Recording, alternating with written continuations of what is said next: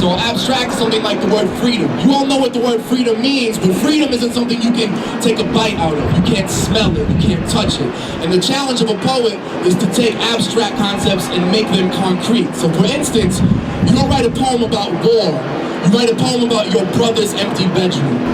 You don't write a poem about love. You write a poem about the bouquet of flowers.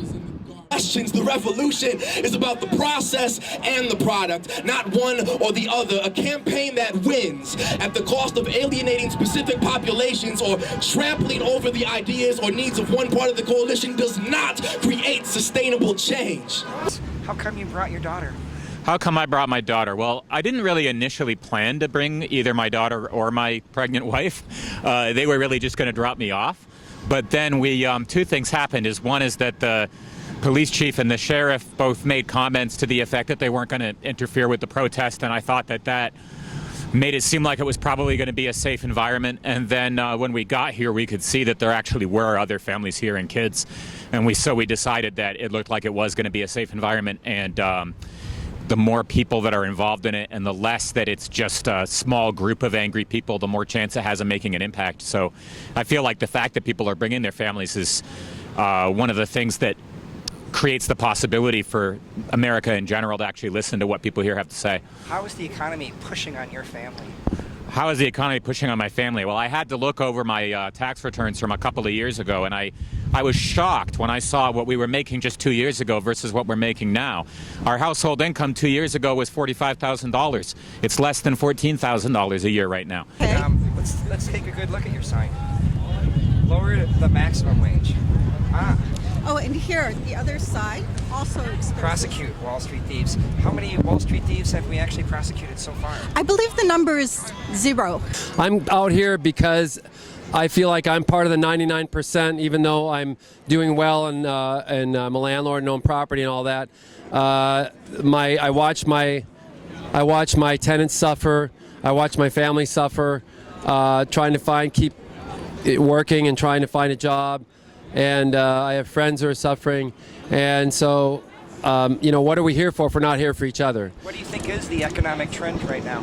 Oh, it's down. It's going up or down? It's downward. It's downward. I mean, you're seeing wages every year are contracting.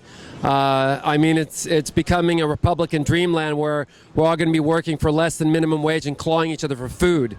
I mean, that's not the kind of country I want to live in. I want to live in a generous country where we all contribute to each other's well-being, where we buy American to support Americans, and we trade where we see opportunities to connect with other countries, but we don't sell ourselves out. And that's what we're doing, is we're selling ourselves out. We're being sold out by our leadership.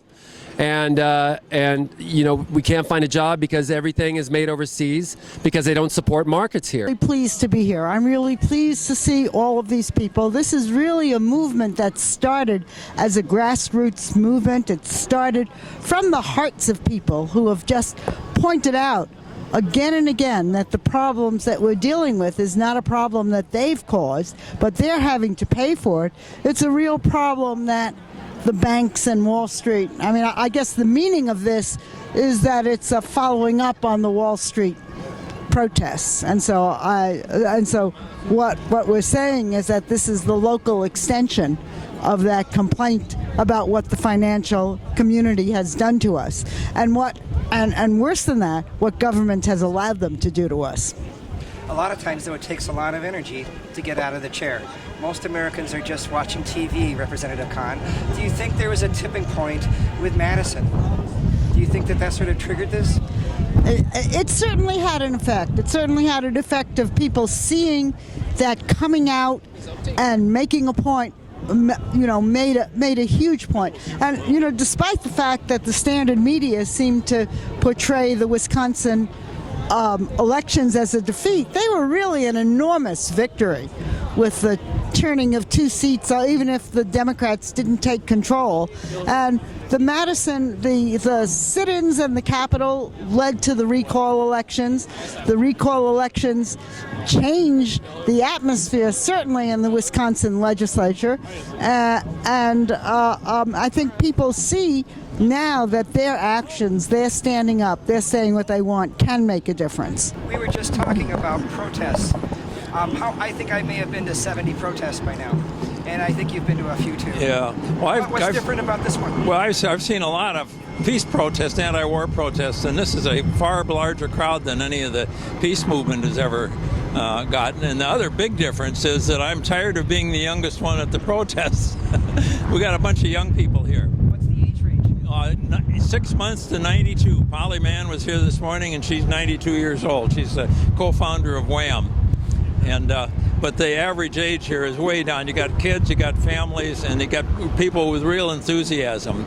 You don't see the bitterness that you see sometimes in other protests. And the biggest thing is the optimism. Everybody's up, happy, and think something's going to happen. The movement that started on Wall Street a few weeks back has now spread to first tens, then hundreds, and now if you go to the Occupy Together website, they have over 900 cities organizing occupation.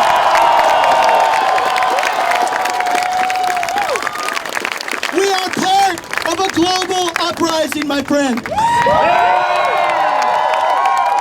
We are changing history, and we need to keep this movement going.